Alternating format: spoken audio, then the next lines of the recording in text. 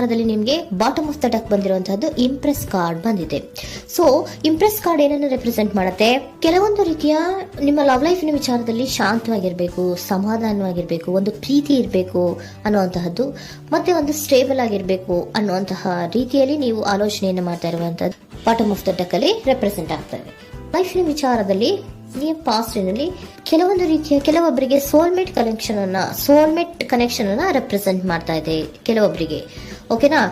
ನಿಮ್ಮ ಪ್ರೀತಿಯಲ್ಲಿ ಒಂದು ರೀತಿಯ ಬಾಂಡೇಜ್ ಇರುವಂತಹದ್ದು ರೆಪ್ರೆಸೆಂಟ್ ಆಗ್ತಾ ಇದೆ. ಹಾರ್ಮೋನಿಗಳು ಇರುವಂತಹದ್ದು ರೆಪ್ರೆಸೆಂಟ್ ಆಗ್ತದೆ ಕೆಲವೊಬ್ಬರಿಗೆ. ಓಕೆನಾ? ಮತ್ತೆ ಕೆಲವೊಬ್ಬರಿಗೆ ನಿಮ್ಮ ಲವ್ ಲೈಫ್ ನ ವಿಚಾರದಲ್ಲಿ ಥರ್ಡ್ ಪಾರ್ಟಿ ಸಿಚುಯೇಷನ್ ಅನ್ನ ರೆಪ್ರೆಸೆಂಟ್ ಆಗ್ತಾ ಇದೆ. ಓಕೆನಾ? ಥರ್ಡ್ ಪಾರ್ಟಿ ಸಿಚುಯೇಷನ್ಸ್ ಅನ್ನ ರೆಪ್ರೆಸೆಂಟ್ ಮಾಡ್ತದೆ ನಿಯರ್ ಪಾಸ್ಟಿನಲ್ಲಿ ನಿಮಗೆ. ನೆಕ್ಸ್ಟ್ ಕಾರ್ಡ್ ಬಂದಿರುವಂತಹದ್ದು ಪೇಜ್ ಆಫ್ ಸೋರ್ಟ್ಸ್ ಬಂದಿದೆ. ಥರ್ಡ್ ಕಾರ್ಡ್ ಬಂದಿರುವಂತಹದ್ದು ಯಾವುದು? ನಿಮಗೆ ಪೇಜ್ ಆಫ್ ಸೋರ್ಟ್ಸ್ ಬಂದಿದೆ. ಸೊ ಕ್ಯೂರಿಯಾಸಿಟಿ ಇದ್ದಂತಹ, ನಿಮ್ಮ ಲವ್ ಲೈಫಿನ ವಿಚಾರದಲ್ಲಿ ಒಂದು ಕ್ಯೂರಿಯಾಸಿಟಿ ಇದ್ದಂತಹ, ಒಂದು ರೀತಿಯ ಬಾಂಡೇಜ್ ಇದ್ದಂತಹ, ಸ್ವಲ್ಪ ನೀವು ಮಾತಾಡಿರುವಂತಹ ಸಾಧ್ಯತೆಗಳು ರೀಸೆಂಟ್ ಪಾಸ್ಟ್ ನಲ್ಲಿ ರೆಪ್ರೆಸೆಂಟ್ ಆಗ್ತಾ ಇದೆ. ಸೊ ನಿಮ್ಮ ಲವ್ ಲೈಫಿನ ವಿಚಾರವಾಗಿ ಒಂದು ರೀತಿಯ ಬಾಂಡೇಜ್ ಇರುವಂತಹದ್ದು, ನೀವು ಕೆಲವೊಬ್ಬರಿಗೆ ಥರ್ಡ್ ಪಾರ್ಟಿ ಸಿಚುಯೇಷನ್ ಮತ್ತೆ ಕೆಲವೊಬ್ಬರಿಗೆ ಸೋಲ್ಮೇಟ್ ಕನೆಕ್ಷನ್ ಅನ್ನ ರೆಪ್ರೆಸೆಂಟ್ ಮಾಡ್ತಾ ಇದೆ. ಮತ್ತೆ ನಿಮ್ಮ ಲವ್ ಲೈಫಿನ ವಿಚಾರದಲ್ಲಿ ನೀವು ಮಾತಾಡಿರುವಂತಹದ್ದು ಕೂಡ ಕೆಲವೊಂದು ರೀತಿಯ ಮಾತುಕತೆಗಳು ಆಡಿರುವಂತಹದ್ದು, ಹೊಸ ಐಡಿಯಾಗಳನ್ನ ಮಾಡಿರುವಂತಹದ್ದು ಇಲ್ಲಿ ರೆಪ್ರೆಸೆಂಟ್ ಆಗ್ತದೆ. ಮೇ ಬಿ ನೀವು ಫ್ರೆಂಡ್ಸ್ ಗಳ ಮೂಲಕ ನೀವು ನಿಮ್ಮ ಪರ್ಸನ್ ಅನ್ನ ಭೇಟಿಯಾಗಿರಬಹುದು. ಯಾವುದೋ ಕೆಲವೊಂದು ಫಂಕ್ಷನ್ ಗಳಲ್ಲಿ ನೀವು ನಿಮ್ಮ ಪರ್ಸನ್ ಅನ್ನ ಭೇಟಿಯಾಗಿರುವಂತಹ ಸಾಧ್ಯತೆಗಳು ಇದೆ ಅನ್ನೋದನ್ನ ನಿಮ್ಮ ಪಾಸ್ಟ್ ನಲ್ಲಿ ರೆಪ್ರೆಸೆಂಟ್ ಮಾಡ್ತಾ ಇದೆ. ನೆಕ್ಸ್ಟ್, ಅಟ್ ಪ್ರೆಸೆಂಟ್ನಲ್ಲಿ ಯಾಕೋ ನಿಮ್ಮ ಲವ್ ಲೈಫಿನ ವಿಚಾರದಲ್ಲಿ ಫೀಲಿಂಗ್ ಲೆಫ್ಟ್ ಔಟ್ ಆಗಿರುವಂತಹ ಸಾಧ್ಯತೆಗಳು ರೆಪ್ರೆಸೆಂಟ್ ಆಗ್ತಾ ಇದೆ. ಅಟ್ ಪ್ರೆಸೆಂಟ್ನಲ್ಲಿ ಯಾಕೋ ಕೆಲವೊಂದು ರೀತಿಯ ಚಿಂತೆಗಳಿರುವಂತಹದ್ದು, ವರೀಸ್ಗಳಿರುವಂತಹದ್ದು, ಬೇಜಾರಿನಲ್ಲಿ ನಿಮ್ಮ ಲವ್ ಲೈಫಿನ ವಿಚಾರದಲ್ಲಿ ಇರುವಂತಹದ್ದು ರೆಪ್ರೆಸೆಂಟ್ ಆಗ್ತಾ ಇದೆ.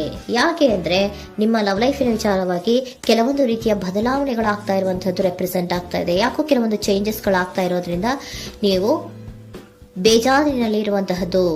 ನಿಮ್ಮ ಲವ್ ಲೈಫಿನ ವಿಚಾರವಾಗಿ ಯಾಕೋ ಪರಿಸ್ಥಿತಿಗಳು ಅಷ್ಟು ಚೆನ್ನಾಗಿಲ್ಲದೆ ಇರುವಂತಹದ್ದು ರೆಪ್ರೆಸೆಂಟ್ ಆಗ್ತಾ ಇದೆ. ಯಾಕೋ ಕೆಲವು ಬದಲಾವಣೆಗಳು, ಚೇಂಜಸ್ಗಳು ಆವಾಗಿಂದ ಆವಾಗಲೇ ಆಗ್ತಾ ಇರುವಂತಹದ್ರಿಂದ ನಿಮಗೆ ಬೇಜಾರಾಗಿರುವಂತಹದ್ದು ರೆಪ್ರೆಸೆಂಟ್ ಆಗ್ತಾ ಇರೋದು. ಮತ್ತೆ ಥರ್ಡ್ ಕಾರ್ಡ್ ಬಂದಿರುವಂತಹದ್ದು ಕ್ವೀನ್ ಆಫ್ ವ್ಯಾಂಡ್ಸ್ ಬಂದಿದೆ. ಸೊ ಕ್ವೀನ್ ಆಫ್ ವ್ಯಾಂಡ್ಸ್ ಏನಕ್ಕೆ ನಿಮಗೆ ಪದೇ ಪದೇ ಚೇಂಜಸ್ಗಳಾಗ್ತಾ ಇದೆ? ಆ ಚೇಂಜಸ್ಗಳಿಂದ ಯಾಕೋ ಕೆಲವೊಂದು ರೀತಿಯ ವೇರಿಯೇಷನ್ಗಳು ಆಗ್ತಾನೆ ಇರೋದ್ರಿಂದ ನಿಮಗೆ ಬೇಜಾರಾಗ್ತಾ ಇದೆ. ಸೊ ಅದಕ್ಕೋಸ್ಕರ ನೀವೇನ್ ಮಾಡ್ತೀರಾ? ಬಹಳ ಧೈರ್ಯವಾಗಿ ಕೆಲವೊಂದು ನಿರ್ಣಯಗಳನ್ನ ಮಾಡುವಂತಹ ಸಾಧ್ಯತೆಗಳು ಅಟ್ ಪ್ರೆಸೆಂಟ್ ನಲ್ಲಿ ರೆಪ್ರೆಸೆಂಟ್ ಆಗ್ತಾ ಇದೆ. ಬಹಳಷ್ಟು ಧೈರ್ಯದಿಂದ ಇಂಡಿಪೆಂಡೆಂಟ್ ಆಗಿ ಕೆಲವೊಂದು ನಿರ್ಣಯಗಳನ್ನ ಮಾಡಬೇಕು ಅನ್ನುವಂತಹ ಆಲೋಚನೆಗಳನ್ನ ಮಾಡ್ತಾ ಇರುವಂತಹದ್ದು ರೆಪ್ರೆಸೆಂಟ್ ಆಗ್ತಾ ಇದೆ. ಯಾಕೆ ಅಂದ್ರೆ ಆವಾಗಿನ ಅವಾಗೆ ನಿಮ್ಮ ಲವ್ ಲೈಫಿನ ವಿಚಾರದಲ್ಲಿ ತುಂಬಾ ಏರುಪೇರುಗಳಾಗ್ತಾ ಇರೋದ್ರಿಂದ ಆ ವಿಚಾರದಲ್ಲಿ ಸ್ವಲ್ಪ ಬೇಜಾರುಗಳು ಇರುವಂತದ್ದು ರೆಪ್ರೆಸೆಂಟ್ ಆಗ್ತದೆ. ಇನ್ ಇಮಿಡಿಯೇಟ್ ಫ್ಯೂಚರಿನಲ್ಲಿ ಯಾಕೋ ನೀವು ಕೆಲವೊಂದು ವಿಚಾರಗಳಲ್ಲಿ ನೋಡಿ ಆತಂಕ ಪಡ್ತಾ ಇರುವಂತಹ, ಎಗೇನ್ ಬೇಜಾರನ್ನ ಪಡ್ತಾ ಇರುವಂತಹದ್ದು, ನಿದ್ರಾಹೀನತೆಯನ್ನ ಮಾಡ್ಕೋತಾ ಇರುವಂತಹದ್ದು, ಸ್ಟ್ರೆಸ್ ನಲ್ಲಿ ಇರುವಂತಹದ್ದು ರೆಪ್ರೆಸೆಂಟ್ ಆಗ್ತಾ ಇದೆ. ಕೆಲವೊಂದು ನಿರ್ಣಯಗಳನ್ನು ತಗೊಳ್ಳುವಂತಹ ಸ್ಟ್ರೆಸ್ ಗಳಲ್ಲಿ ಇರುವಂತಹದ್ದು ಕೆಲವೊಬ್ಬರಿಗೆ ಯಾಕೋ ಇಮಿಡಿಯೇಟ್ ಫ್ಯೂಚರ್ ನಲ್ಲಿ ಕೂಡ ರೆಪ್ರೆಸೆಂಟ್ ಆಗ್ತಾ ಇದೆ. ಆದ್ರೆ ಇಮಿಡಿಯೇಟ್ ಫ್ಯೂಚರ್ ನಲ್ಲಿ ನೀವು ಏನ್ ಮಾಡ್ಬೇಕಾಗಿತ್ತು? ಸೊ ಕ್ವಿಕ್ ಥಿಂಕಿಂಗ್ ಅನ್ನ ಮಾಡ್ಬೇಕಾಗಿತ್ತು. ಕೆಲವು ವಿಚಾರಗಳ ಬಗ್ಗೆ ನೀವು ಫೋಕಸ್ ಅನ್ನ ಮಾಡ್ಬೇಕಾಗಿತ್ತು. ಏನಾಗ್ತಾ ಇದೆ ನಮ್ಮ ಲವ್ ಲೈಫಿನ ವಿಚಾರದಲ್ಲಿ ಅನ್ನೋದನ್ನ ಫೋಕಸ್ ಅನ್ನ ಮಾಡಿದ್ರೆ ನಿಮ್ಮ ಲವ್ ಲೈಫಿನ ವಿಚಾರದಲ್ಲಿ ಕೆಲವೊಂದು ರೀತಿಯ ಫುಲ್ಫಿಲ್ಮೆಂಟ್ಗಳು, ಸಮಾಧಾನಗಳು, ಖುಷಿಗಳು ಇರುತ್ತೆ. ಯಾವಾಗ ನೀವು ಫೋಕಸ್ ಅನ್ನ ಮಾಡೋದಿಲ್ವೋ ಆಗ ನಿಮ್ಗೆ ಮತ್ತಷ್ಟು ಆತಂಕಗಳು, ಬೇಜಾರುಗಳು ಆಗುವಂತ ಸಾಧ್ಯತೆಗಳು ಇದೆ. ಇದು king of swords, nine of swords ಇನ್ನ ಕ್ಲಾರಿಫಿಕೇಶನ್ ಕಾರ್ಡ್ ಅಷ್ಟೇ. ಅಂದ್ರೆ ಏನು? ನೀವು ಕೆಲವೊಂದು ವಿಚಾರಗಳಲ್ಲಿ ಫೋಕಸ್ ಅನ್ನ ಮಾಡಬೇಕು. ಲವ್ ಲೈಫಿನ ವಿಚಾರಗಳಲ್ಲಿ ಫೋಕಸ್ ಅನ್ನ ಮಾಡಿ ಕೆಲವೊಂದು ರೀತಿಯ ಆಕ್ಷನ್ಸ್ ಗಳನ್ನ ತಗೊಂಡ್ರೆ ಫುಲ್ಫಿಲ್ಮೆಂಟ್ ಗಳಾಗುವಂತಹ, ಸಮಾಧಾನಗಳಾಗುವಂತಹ, ಖುಷಿಗಳಾಗುವಂತಹ ಸಾಧ್ಯತೆಗಳು ಇದೆ. ಕರೆಕ್ಟ್ ಆಗಿ ಮಾತಾಡಬೇಕು.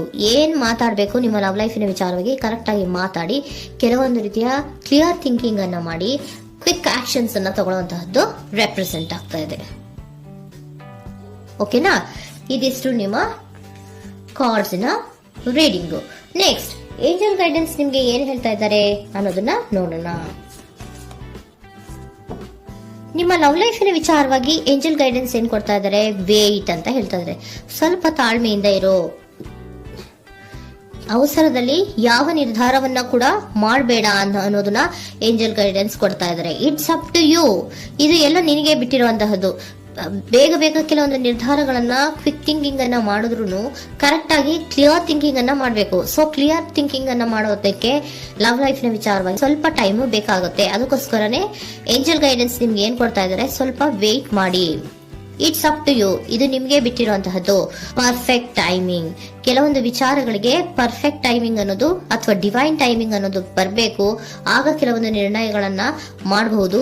ಸ್ವಲ್ಪ ನೀವು ಈಗ ಯಾವುದೇ ರೀತಿಯ ಅವಸರದ ನಿರ್ಧಾರಗಳನ್ನು ಮಾಡೋದು ಬೇಡ ಅಂತ ಹೇಳ್ತಾ ಇದ್ದಾರೆ. ಓಕೆ, ಸರೆಂಡರ್ ಕಾರ್ಡ್ ಏನ್ ಹೇಳ್ತಾ ಇದ್ದಾರೆ ಅನ್ನೋದನ್ನ ನೋಡೋಣ. So surrender frustration doesn't open any doors. The key to resolving a dilemma, dissolving a block, is to take a breath, center yourself and regroup so may approach the situation more calmly. Frustration, ಹತಾಶೆ ಅನ್ನೋದು ಮಾಡ್ಕೋಬೇಡಿ. ಹತಾಶೆ ಮಾಡ್ಕೊಳ್ಳೋದ್ರಿಂದ ನಿಮ್ಗೆ ಯಾವುದೇ ರೀತಿಯ ಹೊಸ ಐಡಿಯಾಗಳು ಬರಲ್ಲ, ಹೊಸ ಥಿಂಕಿಂಗ್ಗಳು ಬರಲ್ಲ, ಕ್ಲಿಯರ್ ಥಿಂಕಿಂಗ್ ಅನ್ನ ಮಾಡಕ್ಕೆ ಸಾಧ್ಯ ಆಗಲ್ಲ. ಸೊ ಅದಕ್ಕೆ ನೀವೇನ್ ಮಾಡ್ಬೇಕು, ಫ್ರಸ್ಟ್ರೇಷನ್ ಅನ್ನ ಬಿಟ್ಬಿಟ್ರೆ ನೀವು ಸಮಾಧಾನವಾಗಿ ಯೋಚನೆ ಮಾಡಿ ಕೆಲವೊಂದು ನಿರ್ಧಾರಗಳನ್ನ ಮಾಡಿ ಅನ್ನೋದನ್ನ ಸರೆಂಡರ್ ಕಾರ್ಡ್ ಕೂಡ ನಿಮ್ಗೆ ಹೇಳ್ತಾ ಇದ್ದಾರೆ.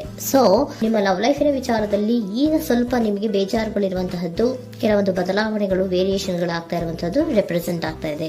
ಸೊ ನಿಮ್ಮ ಲವ್ ಲೈಫಿನ ವಿಚಾರಕ್ಕೆ ಫ್ಯೂಚರಿನಲ್ಲಿ ಕೆಲವೊಂದು ಆಕ್ಷನ್ಸ್ ಅನ್ನ ತಗೋಬೇಕಾದ್ರೆ ಸ್ವಲ್ಪ ವೇಟ್ ಮಾಡಬೇಕು, ಕ್ಲಿಯರ್ ಆಗಿ ಥಿಂಕ್ ಮಾಡಬೇಕು, ಅದರಲ್ಲಿ ಆಕ್ಷನ್ಸ್ ಅನ್ನ ತಗೋಬೇಕು ಅನ್ನೋದನ್ನ ಹೇಳ್ತಾ ಇದ್ದಾರೆ. ಓಕೆನಾ? ಆಗ ಮಾತ್ರ ನಿಮ್ಗೆ ನಿಮ್ಮ ಎನರ್ಜಿಯಲ್ಲಿ ಏನ್ ಶಾಂತತೆ ಬರಬೇಕು ಅಂತ ಹೇಳ್ತೀರಲ್ಲ, ಆ ಶಾಂತತೆ ಏನ್ ಬರಬೇಕು, ಲವ್ ಲೈಫಿನ ವಿಚಾರವಾಗಿ ಶಾಂತತೆ ಯಾವಾಗ ಬರುತ್ತೆ ಅಂದ್ರೆ ನೀವು ಕ್ಲಿಯರ್ ಥಿಂಕಿಂಗ್ ಅನ್ನ ಮಾಡಿದಾಗ ಮಾತ್ರ ಬರುವಂತಹದ್ದು ಅನ್ನೋದು ಕಾರ್ಡ್ಸ್ ಗಳಲ್ಲಿ ರೆಪ್ರೆಸೆಂಟ್ ಆಗ್ತದೆ.